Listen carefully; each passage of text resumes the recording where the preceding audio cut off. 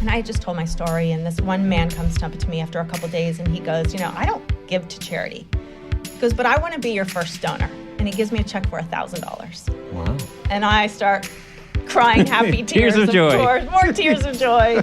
And I said, oh my gosh, thank you. That's insane. Thank you.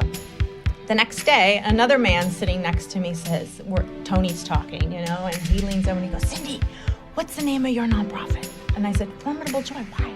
And he starts scribbling on an envelope, and he goes, here. And he hands me $1,000 in cash. More, lots of tears of joy. I go, what are you doing? I go, you don't even know me. I go, and it's in Vegas, by the way. I go, I could go buy shoes right now. I could go put it all on the table.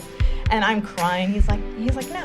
He goes, I'm going to make it even worse. And I go, what? He goes, here. He hands me another envelope of $1,000 in cash. Remember, I've known these people for 48 hours, tops.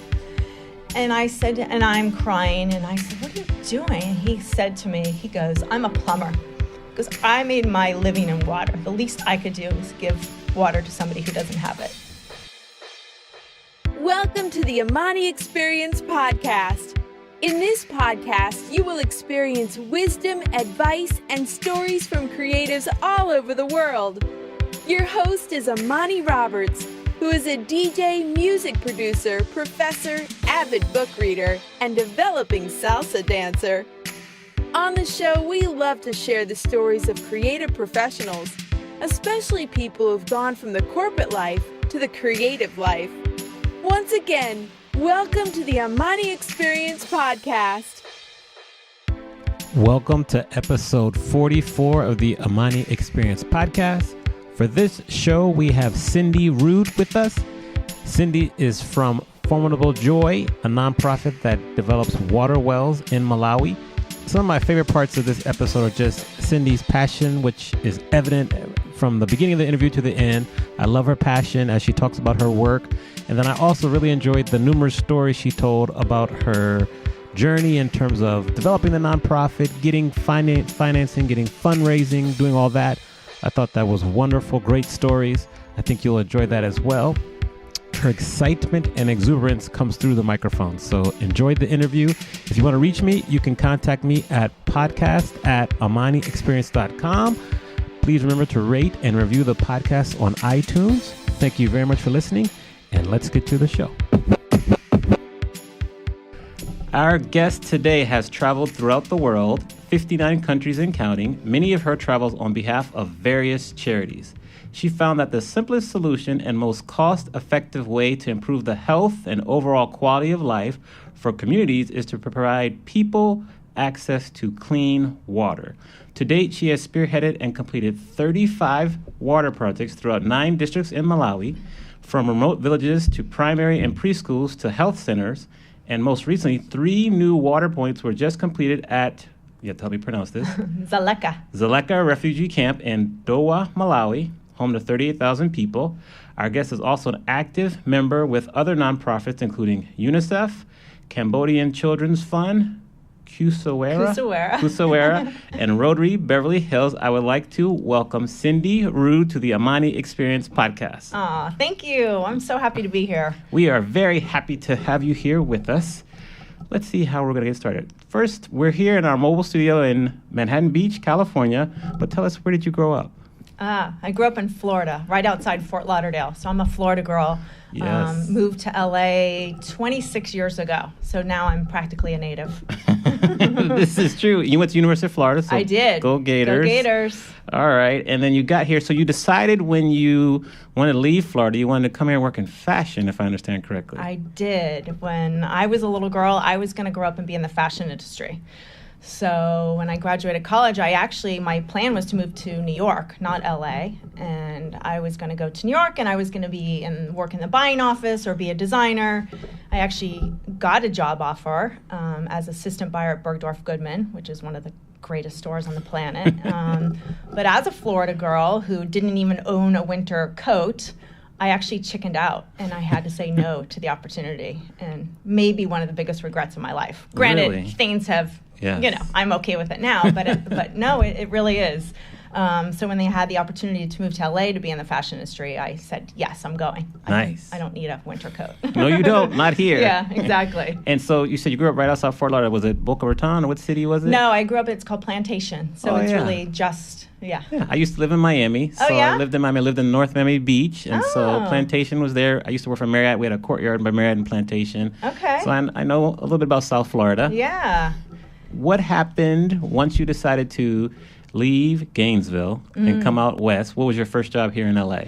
I moved here to work for Guess Jeans, believe yes, it or not. Yes, Yeah. we remember Guess Jeans. Remember Okay. back in the day? Like, I was there when it was Anna Nicole Smith was our pinup girl. Right. So I'm dating myself, but yeah. Still very young. Don't Yeah. worry. Don't worry. So Okay, so back in the Anna Nicole Smith days, so you worked at Guess. How long were you there and what kind of... sorry. No, go ahead. I was there for about 3.5 years. I moved out here to work in their merchandising team. So I would go around to the various stores within LA and make sure the stores had what they needed, spruce up the stores, that kind of stuff. And then I got into wholesale from there. And so Right. then I had various accounts that I would be in charge of selling to them, and then led into the licensing business actually for Guess. So Okay. yeah. So how did you make your way from Guess to Warner Brothers? Well, because of licensing. So I Yeah. ended my career at Guess in licensing. And I think that when you live in LA and everything here is the entertainment industry, you kind of go, okay, well, if you can't beat them, join them. I guess I'm going to go work in the entertainment industry. And so I went to Warner Brothers and worked in their licensing division, their consumer products division. So consumer products does all the different merchandise that comes from the movies. So whether it's Looney Tunes T-shirts or Batman toys or that kind of stuff. Okay. Yeah, so that's where I started. What was your favorite part about working for either Guess or Warner Brothers? What is like one of the highlights from working for them? Well, for Guess, I think it's like the dream come true that I got to work in the fashion industry. All that glitters is not gold, as you can imagine. But I did get to fulfill that dream of working in the fashion industry. And then for Warner Brothers, it's just such a wow, it's such a legendary company, and it gave me such opportunity. I got to travel the world, and I had accounts that were. I was actually in the toy division, so I handled sales for the toys for all the movies. So if the next Batman movie was coming out, I would have to go to different companies and pitch the idea and negotiate the deals. And so one of my big accounts was Toys R Us. So I actually was in New York every other week. So I had lived like a bi-coastal lifestyle, which I loved. So I'm not one that likes to stay put very long. So it was great to be. They say a rolling stone gathers no moss. Exactly. Exactly. If you were going to summarize Cindee in 30 seconds or less, how would you summarize yourself? Complicated. Okay. Well, you know what? This is interesting. So a friend of mine told me that there's a surf company, I think it's called Ruka, and their tagline is the balance of opposites. And I swear that's me, because I have two very different lives. I have this very much city girl LA life, and I also have my life that's in Malawi, Africa. And so I'm two very different people when I'm there versus here. So I like that. The balance between two lives. Is that what it is? It's called the balance of opposites. Balance of opposites. Yeah, I feel like I need to tattoo that. Yes, tattoo that, trademark that, something. Well, I Hashtag think they that. have. All right. When did your nonprofit work start, and how did it become such a passion of yours? Well, you know how they tell you to do what you love. And what I love to do more than anything is travel. And so, if I won the lottery tomorrow, I would be gone and I would travel the world. I truly love it. So my love of travel turned into this love of philanthropy, because the more I traveled and the more travel I did, I loved to be off the beaten path. And the more off the beaten path I got, the more poverty I saw. And sometimes I get all teary-eyed. And there's things that you can't unsee. And I felt like, how can I just keep seeing this and not doing something about it? And that's what led to my life in philanthropy.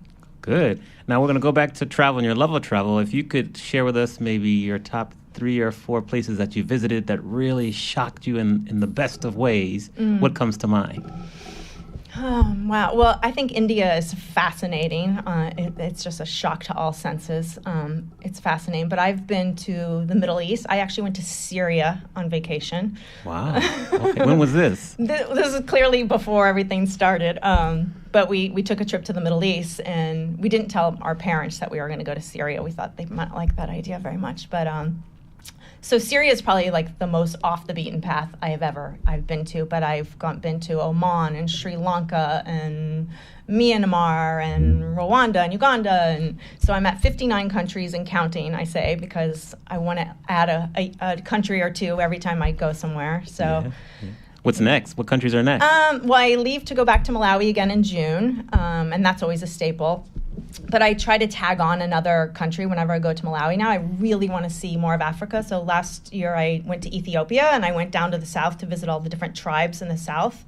And then the time before that I went to Rwanda and Uganda to see the gorillas, to go gorilla trekking. And next, I think, I don't know yet. I'm looking into it now. I'm also kind of a last-minute planner. So Spontaneous. I'm very spontaneous, yeah, much to my husband's chagrin. But but yeah, so I haven't decided yet. Probably somewhere in Africa, though. Good. Have you been to South Africa yet? I have not. Okay, so I went there for the World Cup in 2010. Uh-huh. It's amazing. We were there for 2 weeks. We went to Johannesburg, Bloemfontein, Durban, went to Kruger National Park as well. So I know you've probably been on safari before, but if you haven't, that was amazing. So definitely add South Africa to your good. list. So you can give me tips after yes, this, because that is very high on my bucket list, for sure. Good. I highly recommend it. Great time. Good. All right, exciting. How did you come to start Formidable Joy, and how did your work with UNICEF lead you to starting your own nonprofit? So, again, I think my travel, like I said, spurred me into wanting to get more involved in philanthropy.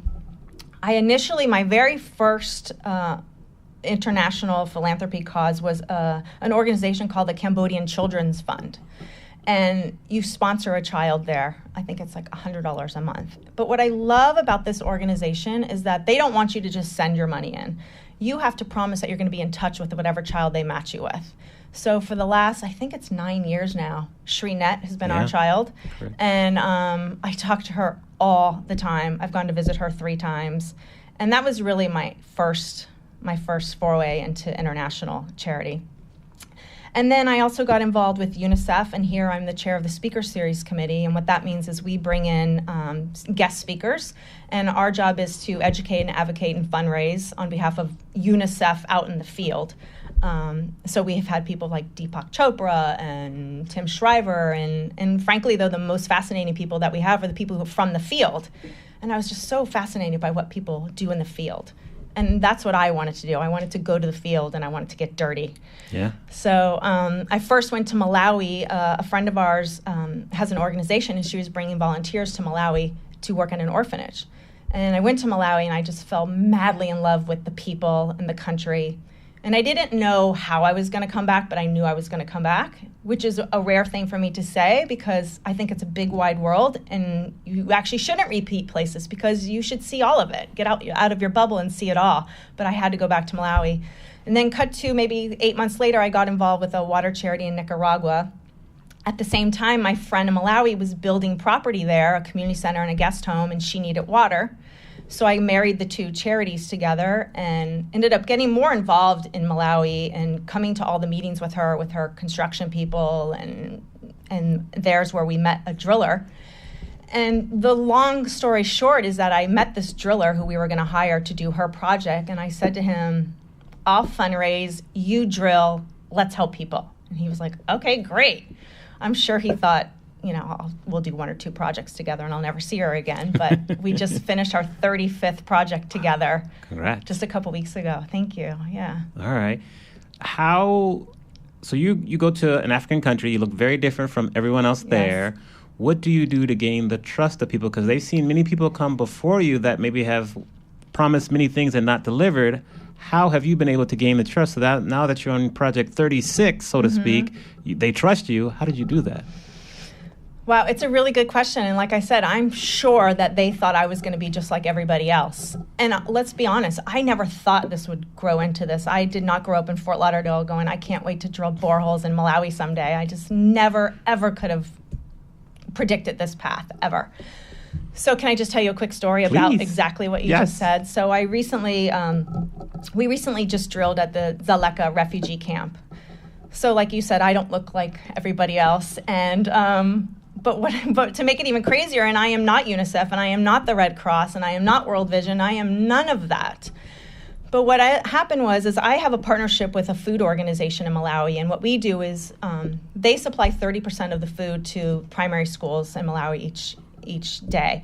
And I had a meeting with them, and I said, do you have any schools that need water? And they said, well, yeah, of course we do. I said, okay, great. And I didn't have the money for it. I just said, okay, great. They go, but we don't have the money. And I said, no, I know that. I'll get the money. You just tell me how many schools. So they sent me a list of like 75 schools. I don't have that much money. I said, but let's just start knocking a few off the list. This brings me to the refugee camp, I swear. So I was they're called Mary's Meals. I was with them, and I said, I've always wanted to go to a refugee camp. I have a very strange bucket list, and I had always wanted to visit a refugee camp. And so I was with Mary's Meals out in the field, and we were driving by the biggest refugee camp in Malawi, which is called Dzaleka. It's home to 38,000 people. And we went in, and I said, I want to talk to the camp director.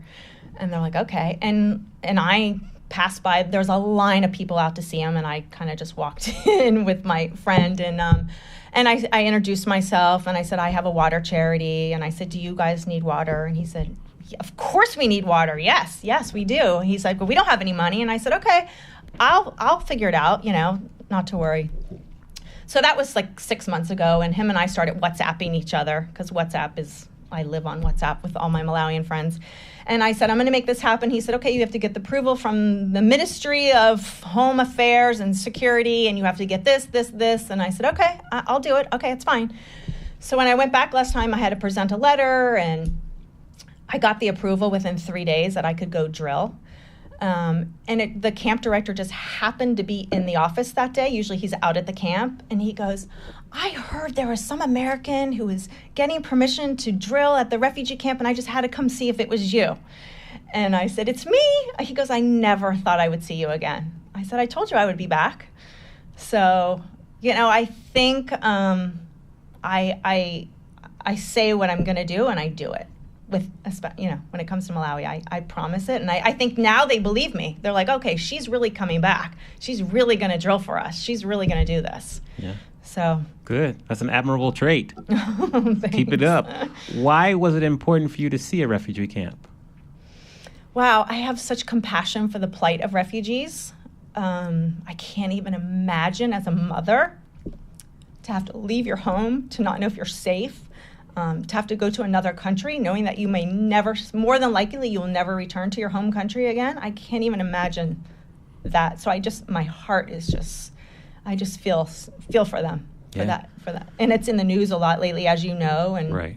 We certainly won't talk politics, but I think if people saw the way the refugees live, I think if they heard their stories, I think we would all welcome them with open arms. Agreed. It takes a special person to consistently go back, say what they mean, follow through, and you've worked in the nonprofit space for many, many years. How have you acquired the skill set to be resilient, to be persistent, and to be able to get through a lot of the government bureaucracy in the different countries? How have you acquired that great set of skills to continue to thrive? Wow. Maybe ignorance is bliss, to be honest with you, because like I said, I just showed up and asked. That's it. It was kind of that simple. It was interesting because last week I went to a UNICEF speech, and the man that was speaking had 3 master's degrees in, public health and international relations and artificial intelligence, and he lives in Malawi, and I go, oh my God, I don't have any of that. I just have the will to help. That's really it. That's all I have is the will to help. Yeah, simple enough. How many different languages do you speak? Are you learning a new language? What's the communication like? So they speak Chichewa. Okay. My Chichewa is awful. But I've been taking Chichewa classes. I absolutely need a refresher course. I can get by enough in the village to say, hi, how are you? And my name is, and thank you. And I have to tell you, it goes a long way when you're out in these remote villages to see me start speaking a little bit of Chichewa. Do they all laugh at me? Absolutely. But maybe that's what endears them to me. Great. Now, when did you decide, and why did you decide to kind of pursue this full time and not really go back to corporate America, what was the decision-making process like for that? Well, children became the decision-making process to not going back to the corporate world. So I left the corporate world and had my children. So I have two boys, 16 and 13. And never in a million years did I think I wasn't going to go back to work. And then when I had my children, I just couldn't imagine somebody else taking care of them. So I decided to stay and take care of them. And you know, timing is everything, they say. And now my kids are teenagers, and it's easier for me to leave them now. You know, so now when I call them from Malawi, I'm like, do you miss me? Like on a scale of 1 to 10, they're like, I don't know, a 2. You know, I have boys. Ouch. I'm sure they miss me. But. They will. They'll show you on Sunday for Mother's Day. We're approaching Mother's Day as we're recording this episode. So right. Yes. Now, I view what you do as a very creative endeavor. I think it takes a lot of creativity, foresight, just planning. I think so. You kind of fall into the same category as me, being a DJ. You're a creative professional working in the nonprofit sector. In your opinion, what's important for creative professionals to succeed in today's business environment?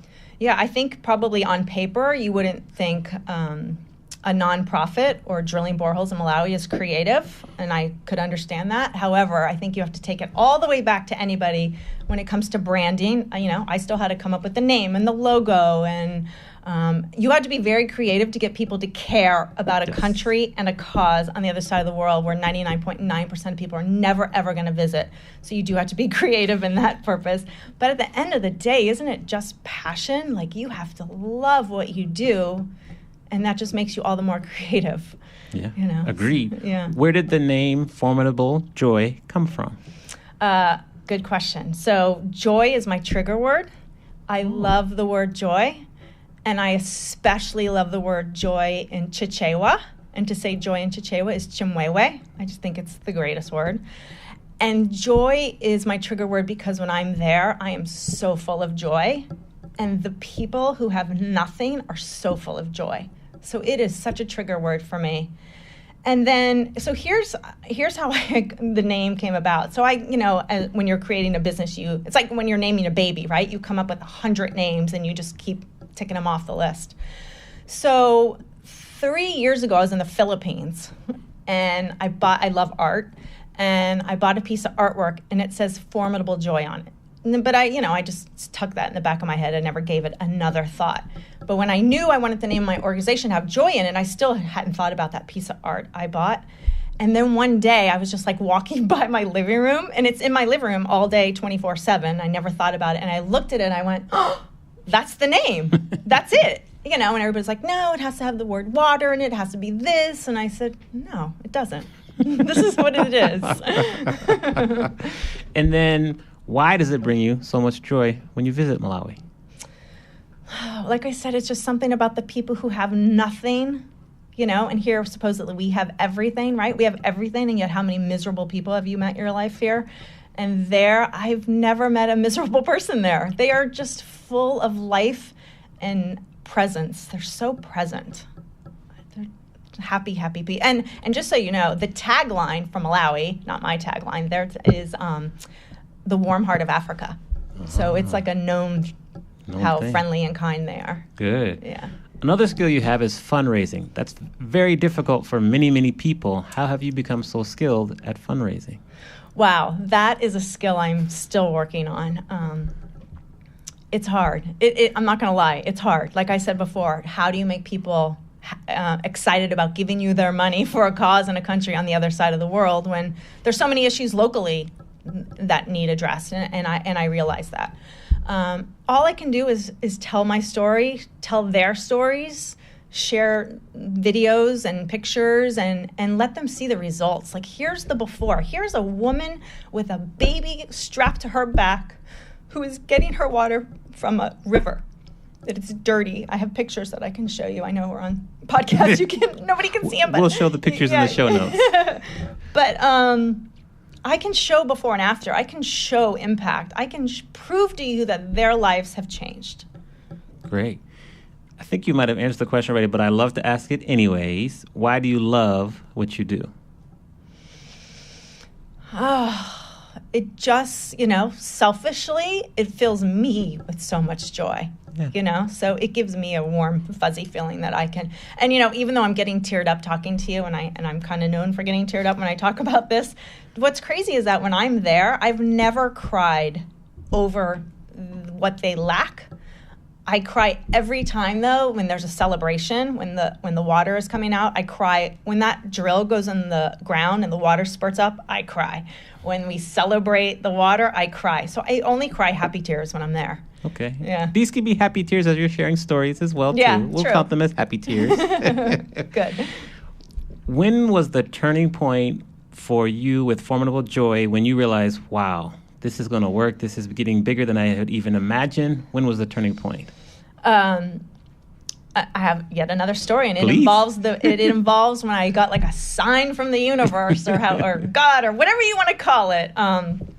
I went to a Tony Robbins event, and I went to, it's called Business Mastery event.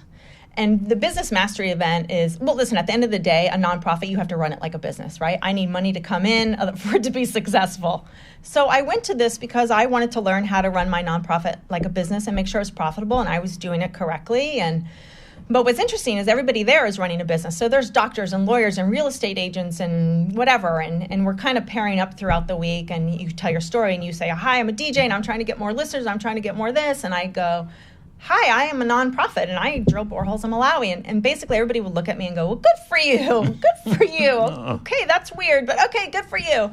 And we ended up sitting with like the same group. You sit with the same people after a few days, and I kind of got to know the people around me.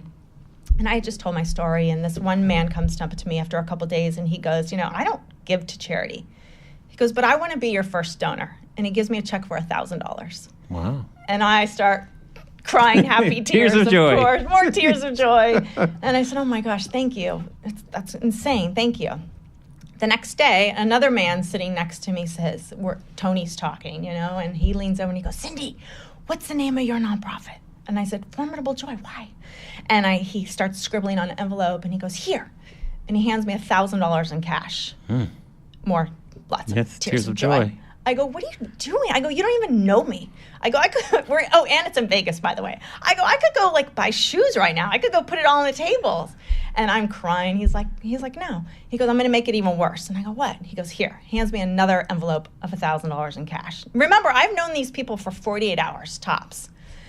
And I said, and I'm crying, and I said, what are you doing? He said to me, he goes, I'm a plumber. He goes, I made my living in water. The least I could do is give water to somebody who doesn't have it. And maybe for me, I could ramble on about this story because it is a good story. Keep sharing. Okay, it's longer though. Sorry. So the best part about that is I had just been in Malawi 2 weeks prior to that event, and I had gone to see a village, and it was my last village. I had been there for a month, and it was my last village. And I said, absolutely, this is a completely deserving village. Yes, let's move forward on this project. But what happened when I got on the plane, I started reviewing all my numbers, and I had said yes to one too many projects, and I went, oh my gosh, I actually don't have any more money left for this project. So when I landed, I texted my driller, and I said, I am so sorry. I said, I will do this village. I said, I just need a few weeks to gather the money. I don't have the money right now. So when I was in Vegas, after those two gentlemen had given me their donation, I texted Malawi and said, I have the money. Nice. And within a few weeks, those people had water just because of the kindness of strangers is what I say. Wow. Yeah. How much does it cost to for just one project to get off the ground? It averages about $4,000. Okay. Yeah. And sometimes I can do it a little less, and sometimes it's a little more. So on average, it's about $4,000. So your trip to Vegas for your personal and business enrichment caused you to get more donors. It did. Exactly. Wow. And it's even better than that. But wait, there's more. So that very first donor has a teenage daughter. And this year for her birthday, she just turned 18. For her birthday, in lieu of gifts, she asked to make donations to the charity. Yeah. But it gets better. Her birthday just happens to be on World Water Day. Oh, which is when? Which is March 22nd. Okay. Yeah. I mean, that's the kind of crazy stuff you can't make up, That's a sign from the universe. It's a sign from the universe. Wow. Yeah. And then kind of on the flip side, what is something that scares you? Oh, well, what scares me is what if? Okay. What if I don't make another dollar?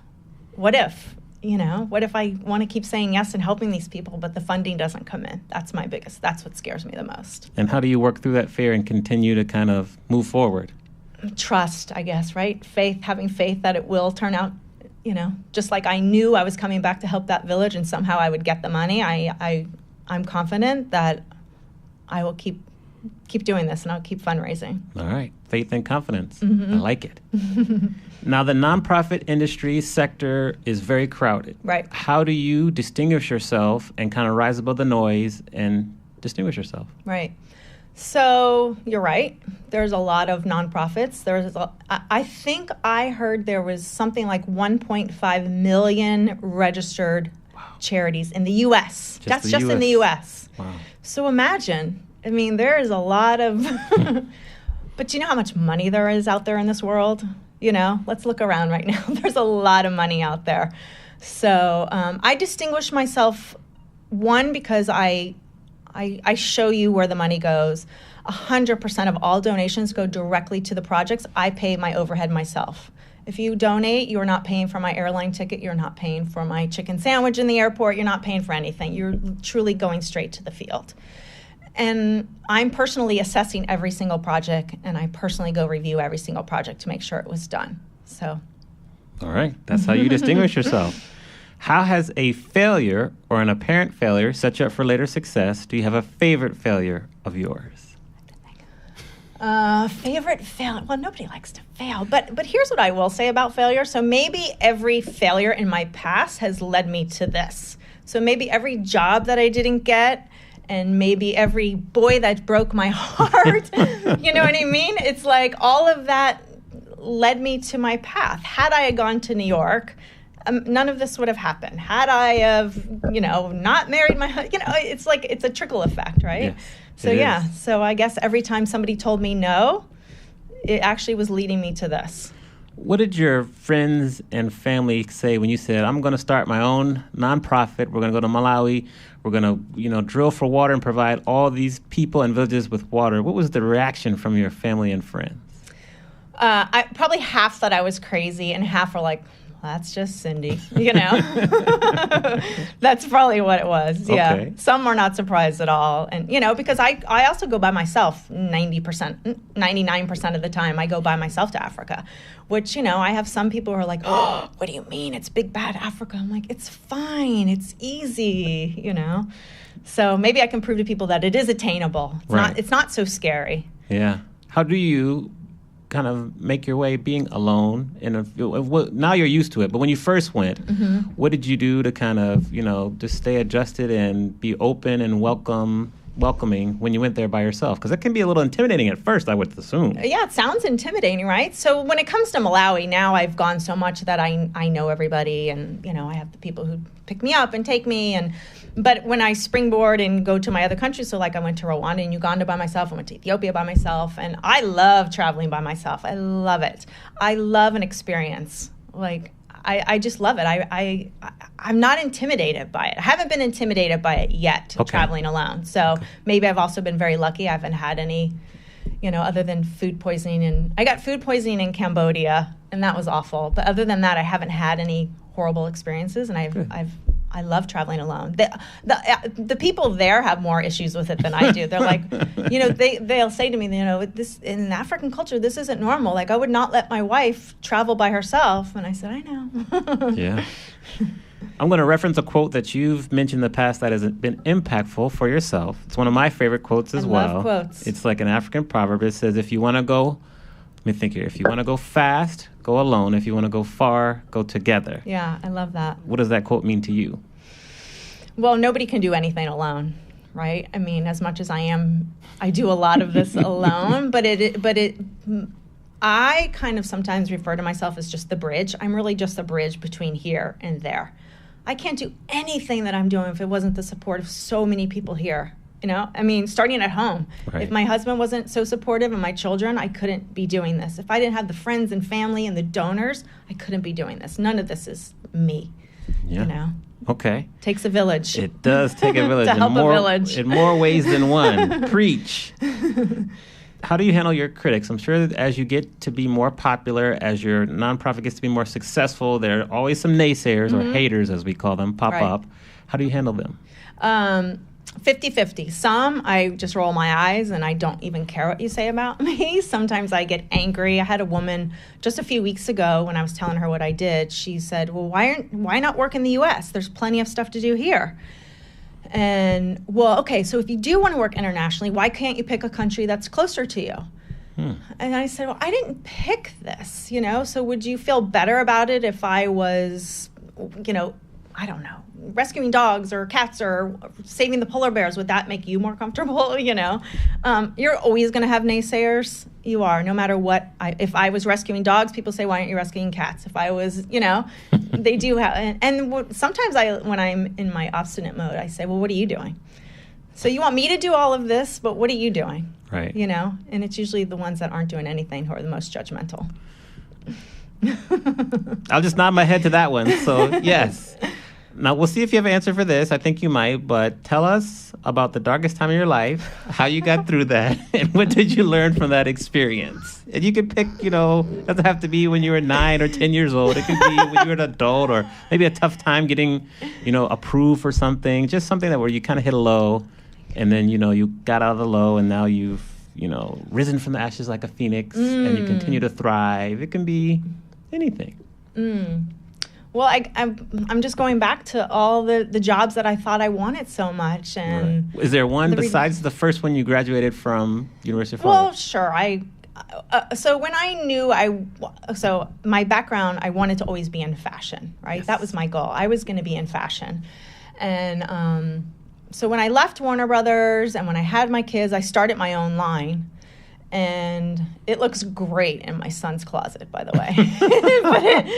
but that could have been a dark time because I still think it's great. And but it never got off the ground. And I put a lot of blood, sweat, tears, and money into it. And so that was really devastating to the ego. Yeah. Like I said, to this day, I still think it's a great idea. Yeah. But so I would say, but again, it's another quote unquote failure and another no from the universe or whatever you want to say that led me to this. Exactly. So, yeah. And anything, what were some of the most valuable lessons you learned from starting your own line and kind of coming out of that? Well, it's also creative, right? So yes. it was the same thing creativity wise and keep in mind, I cannot sew or draw. Okay. And I wanted to be a fashion designer. So you have to be creative and resourceful, right? So I had to find the pattern maker and I had to find the fabric and I had to create the name and I got so far as to the labels and the hang tags and I did all of it. Wow. So, and again, it didn't happen, yeah. Maybe in a couple of years we'll bring it back out of the closet and see what happens. Well, it's interesting. It doesn't fulfill me anymore now, okay. So... Yeah, but if you want to take it over and make it happen, I'll help you. Funny. Who was the most influential person for you growing up? Well, my parents, I guess, turned me on to the travel bug. We travel very, very differently. They like to go to the same places over and over and over again, and I don't. But they at least exposed me to travel, so I got to, Even, okay. It wasn't as exotic as what I do now, but they exposed me to travel. And that's what I'm trying to do with my children, too, to expose them. Because we live in a bubble, right? We totally live in a bubble here in L.A. So it's good to get out of your bubble and experience different cultures and different countries and people. Definitely. What's your first memory of the first family trip you might have gone on? We went to Germany. Nice. Yeah, but I was an only child.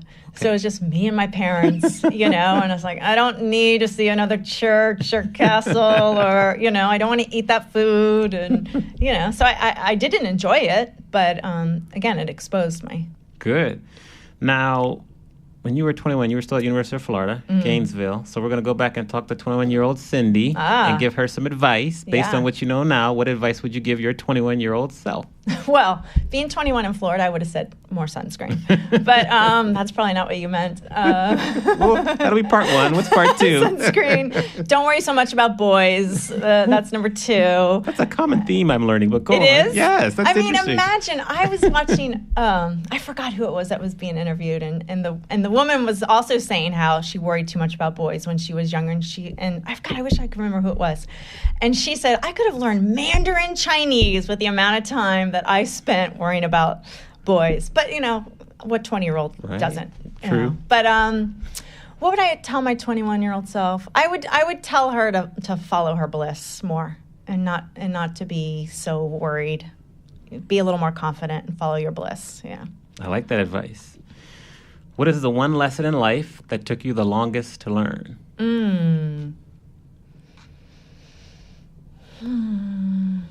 Well, I think, like everybody, I doubt myself a lot. As I can be very confident, but I also have my dark side that says you can't do this. Who are you to do this? And so I would say to get over it. Yeah. What have you done to build your confidence to kind of get through that? Because obviously you have done a lot of what you might not have thought is possible at first, nor your peers and family. So what have you done to build your confidence? Because you're doing it. Right. Well, I have a little motto when it came to starting this charity, and maybe it's in life also, it's if only. So when I started this charity, I thought, it's going to bomb. Who's going to want to, donate to Malawi? And I went in with the attitude of if only. If I only help one village, which could be between 500 and 1,000 people, this is all worth it. So maybe playing out the worst case scenario and taking it backwards. Is the worst case scenario really that bad? It's a good way of looking at it. If only. Every great person has a sentence. What is your sentence? So, for example, my sentence will be, I help people unlock their creativity by teaching them how to DJ. What is your sentence? My sentence, can I say if only again? Yes. Well, it's true. Can add on to that. But my sentence is, I just want to help. So my goal is to, or maybe it's my sentence also, is to provide access to as many people as I possibly can, clean water. Done. Simple and effective. I like it. What is one new habit that you've added to your daily routine in the past year or so that has been most beneficial? I started meditating about a year ago, and I think it's really great. And meditating, but also taking time for myself to work out, whether it's hiking or whatever it is. And I really got off it the last couple months. And I'm trying to get back onto the daily meditation routine and workout routine. Because I think it's important to take care of yourself. True. What did you do to get started? Because many people want to meditate, but they have trouble getting started because they're worried that, I can't clear my mind, or, I'm just going to fall asleep. How did you take that first step to doing it maybe for 3 or 4 minutes a day? Yeah. So there's so many ways you can do it now. So people who say they can't do it, you can. You don't have to give yourself, you can just say to yourself, it's just going to be 1 minute. So there's a couple ways. And the beginner ways is you can go on Oprah, and Oprah and Deepak Chopra offer a meditation classes for a 30-day challenge. And I think that's a great way to start. I've taken meditation classes here in LA. They have it. But for me, sometimes it means I just get up at 5:30 in the morning and I just go sit and be silent in my house before the day starts and the kids are up and the husband's up and, so for me, it's like taking that time. Good. Yeah. Now, we love to read on the Amani Experience podcast. So we're always curious to know if there's 1, 2, 3 books that you recommend people stop what they're doing right now and read them right away. What would you recommend? I love to read too, but I especially love Audible because we live in LA. We are in our cars all the time. So I can get through so many books. I can't even tell you. So I'm obsessed. So my latest books are, I just finished Born a Crime, which is Trevor Noah. Trevor Noah. It was great. It was great. I also have a weird thing with books. I don't read fiction. I'm very anti-fiction. I read nonfiction or spiritual books or self-help books or books about poverty. There's a book called Falling Upward. And I love, love, love it. It's called Falling Upward. It's called A Spirituality of the Two Halves of Life. I don't consider myself religious, but it definitely is it's more of a Christian book. It's by Richard Rohr. He's a pastor, I think he is. Right. It's really great. And it really talks about you kind of answering the call. And the call could be whatever it is you're pulled towards. And it's great. I can't say enough about that book. So I recommend that. The Book of Joy. Yes. Did you read that? Yes. Oh, I love that book. So for people who don't know, it's kind of a banter back and forth between Desmond Tutu and the Dalai Lama. And it's just a sweet, sweet book. I really loved it.